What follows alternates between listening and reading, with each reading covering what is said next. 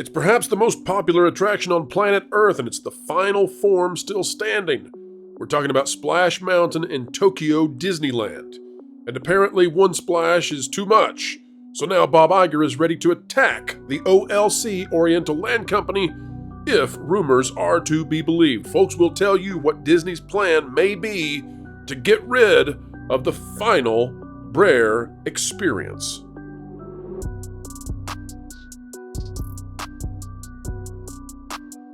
Hello, ladies and gentlemen. Welcome back to the place where we continue to explain entertainment, keep you ahead of the culture curve.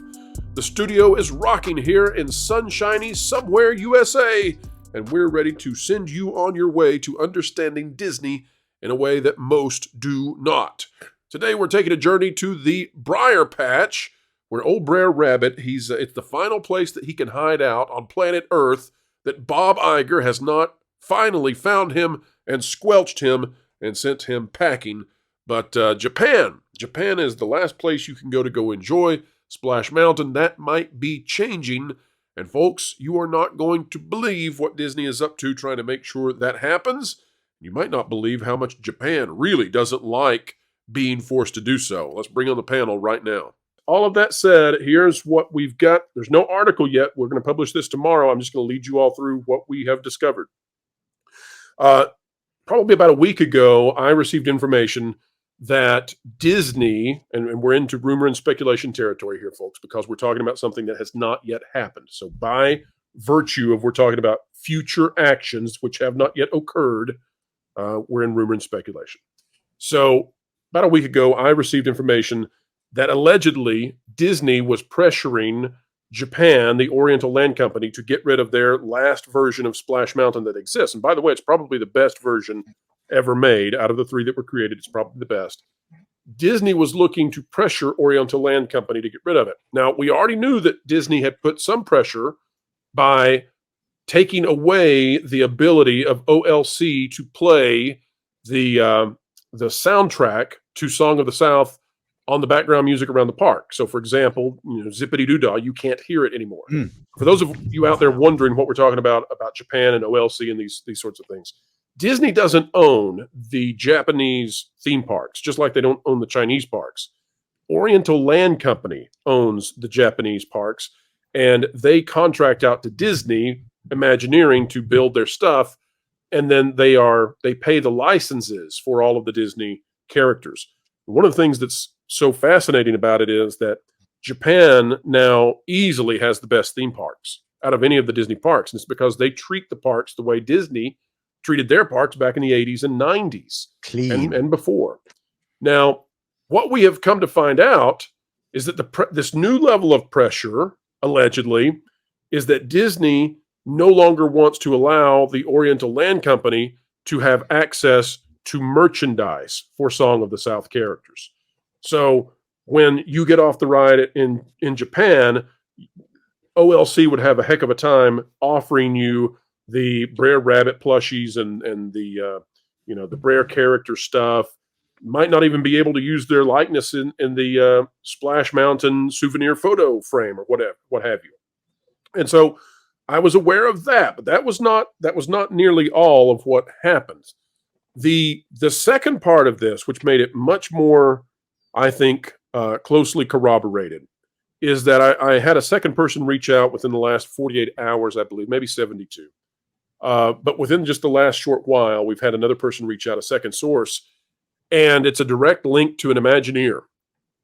And this Disney Imagineer is claiming that there are plans now, and they are soon coming to get rid of Splash Mountain in Japan.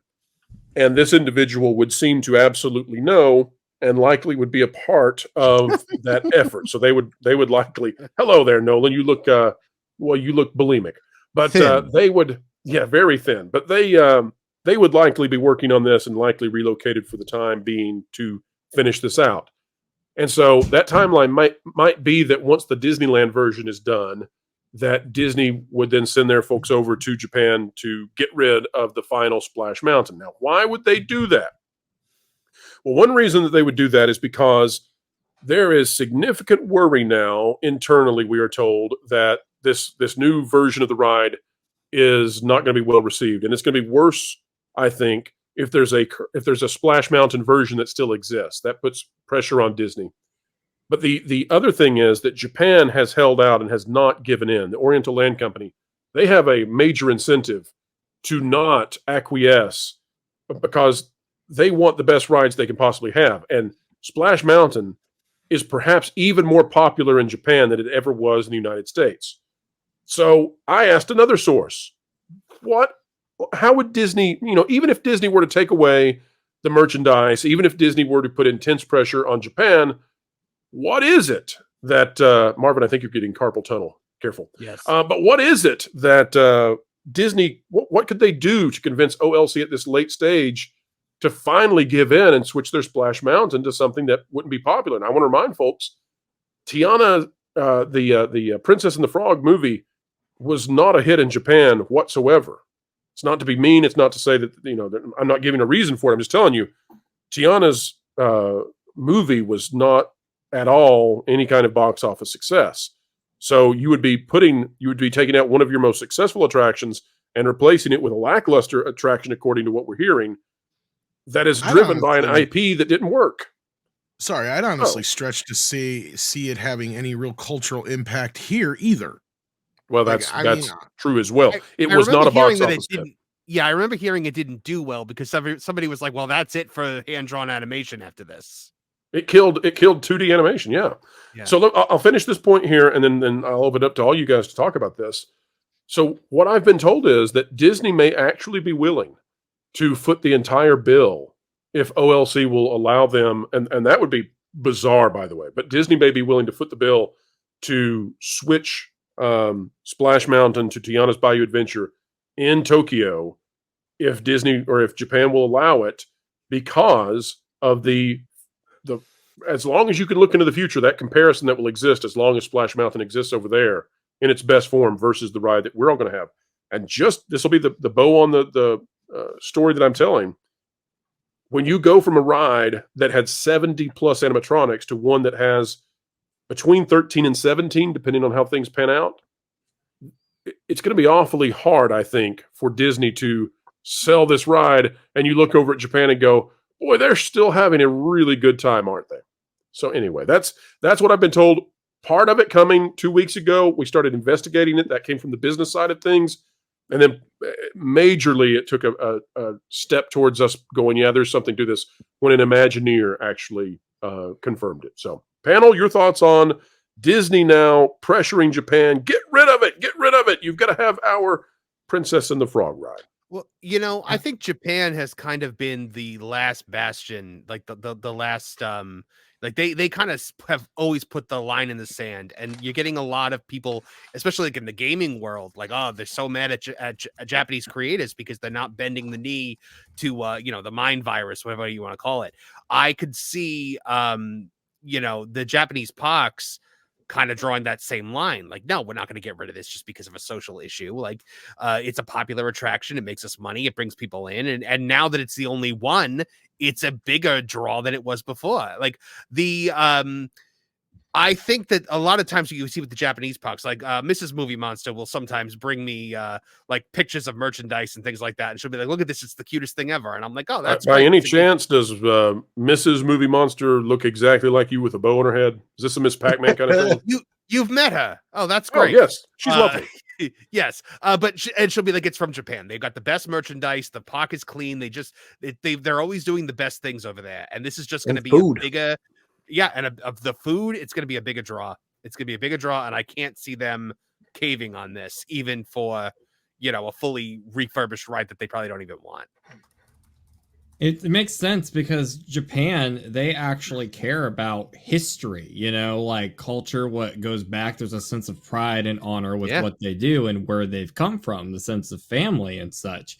And you compare that to like Disney. Disney is a company that thinks a lot like a chasing the trends small company, because usually the biggest companies, they can at least think for the long term.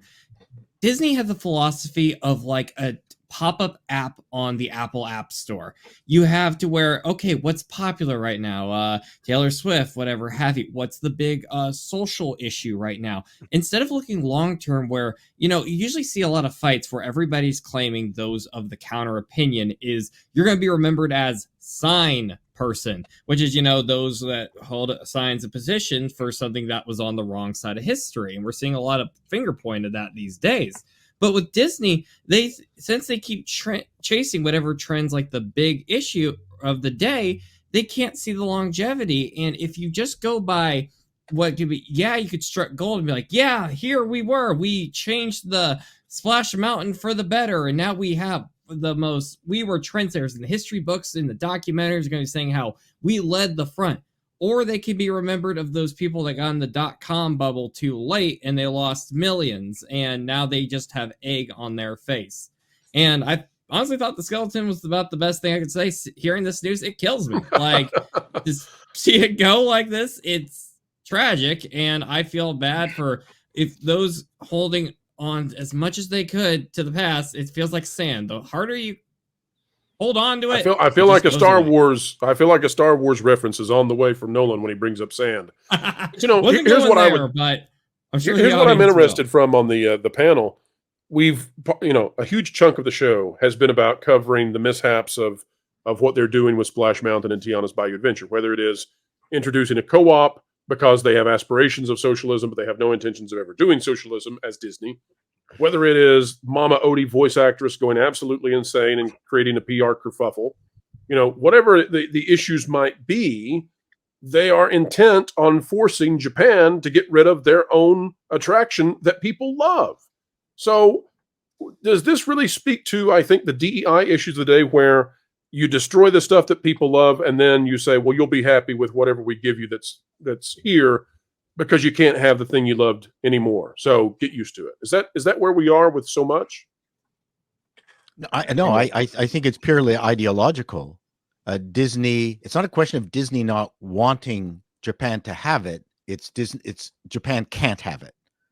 It's explain really, that, Paul. It's dictatorial. It's the fact that Japan wants to keep a ride that people at, Disney Corp have decided does not fit their brand. That means no one else can have it. They've lost their minds. It's from the same mindset that says we will rather keep making failed films one after another that at least adheres to our, DEI cult standards than acquiesce. We can't give up. It's almost a very unionist mindset in that we would rather lose half the employees than backtrack on our contract that we have negotiated over the last 20 years, right? We will not take back any perk, anything that we have won. We will not backtrack. Fine. Fire half the employees. That's less important. And that mindset has always been astounding to me. And I think it's that kind of mindset that's involved here. And the other thing too with Disney, Japan especially, that's different from Disney World in the United States, is that in Japan it's literally another world. Yes. Yeah. 100%. And that is a much more powerful thing than even what Disney World in Florida has. No, I agree with you. You're 100% right, because in Japan, they're perceiving it, as these little talking animals, right? We call them critters because it's part of the folklore of the ride.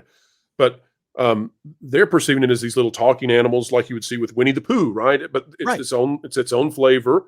And they're enjoying this very exotic kind of music, which, is bluegrass here. And folks know what bluegrass is, but in Japan, that's not very often heard.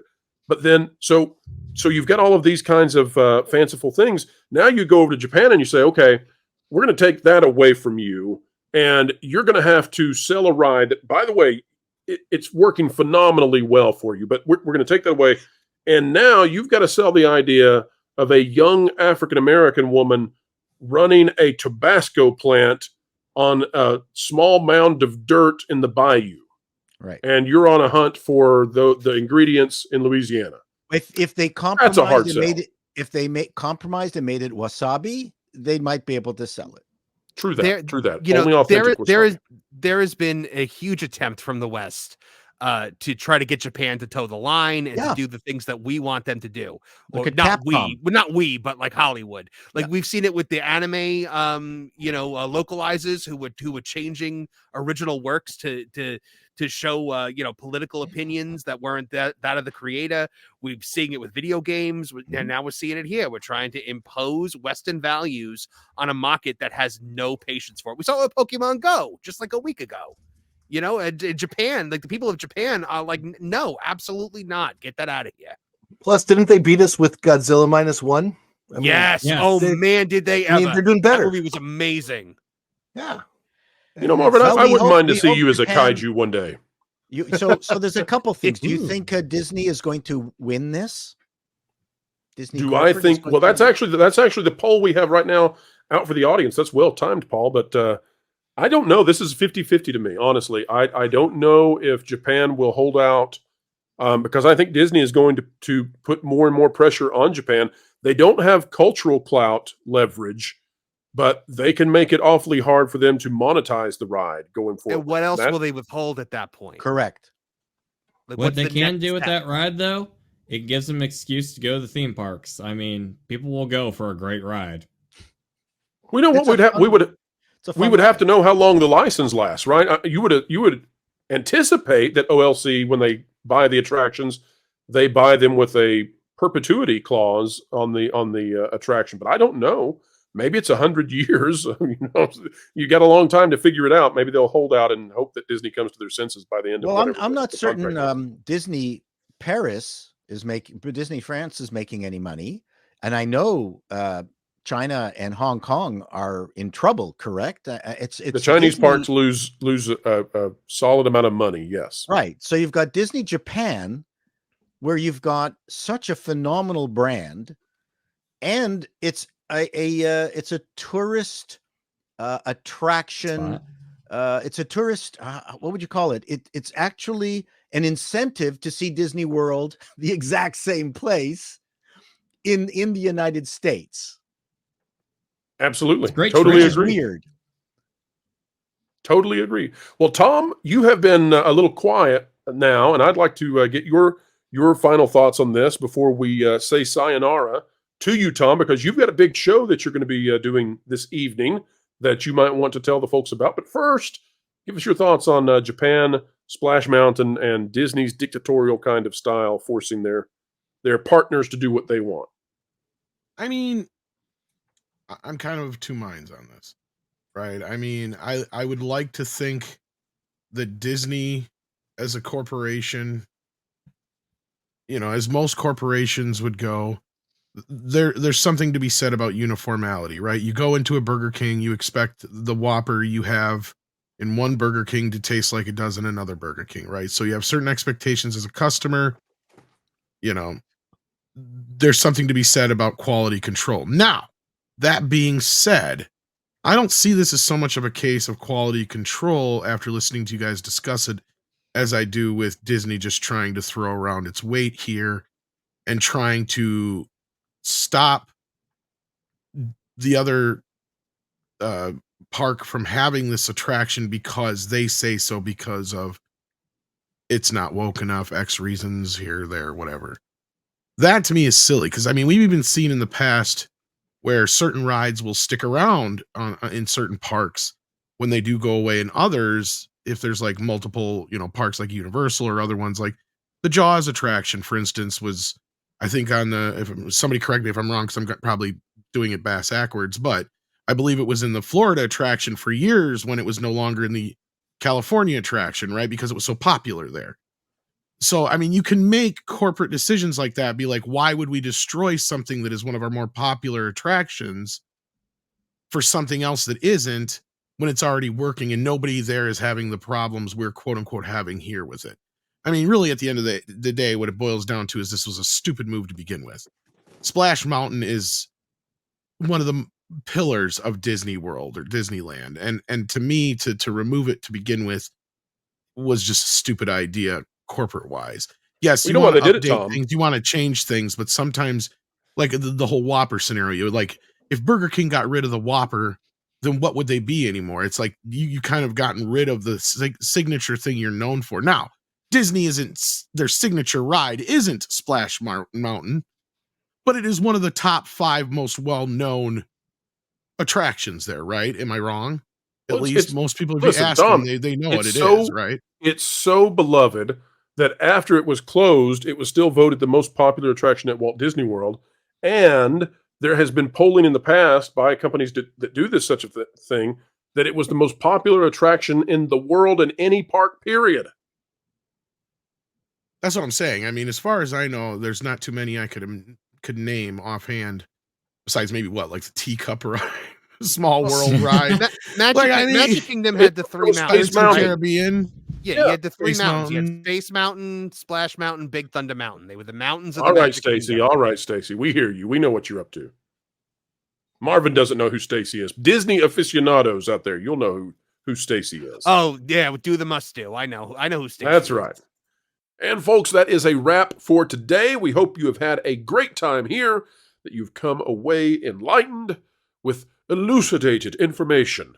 It's a wonderful thing to get to do with all of you. We really do appreciate your viewership. One more thing, if we could be so bold to ask, please consider on the way out clicking the like button, share, subscribe, click it, stick it to the algorithms. It is the notification bell, and drop a comment down below. Why? Well, because we actually care about what you think. We covet your comments. Folks, it's been a wondrous April. We hope we're getting ready for a even better May. We'll see how things go. So until then, well, we'll see you actually real soon. Tomorrow, probably. Definitely. Yeah, let's do it. Tomorrow. Tea Time with Pro. Folks, wherever you are, whatever you're doing, keep learning, keep growing, and keep having fun.